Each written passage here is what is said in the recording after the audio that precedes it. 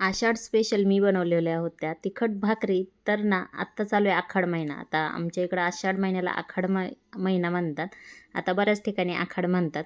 तर आखाड महिना चालू आहे त्यासाठीच मी ना मस्त आज भाकरी बनवलेल्या होत्या. तर आमच्या गावाकडे ना आषाढ महिन्यात एकदा तरी ह्या कोथिंबिरीच्या भाकरी, तिखट भाकरी बनवतात.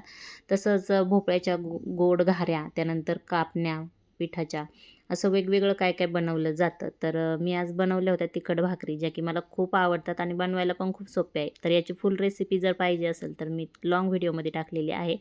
तिथं पाहून तुम्ही पण ह्या भाकरी ट्राय करू शकता आणि खायला खूप छान लागतात गरम गरम दह्यासोबत ह्या भाकरी.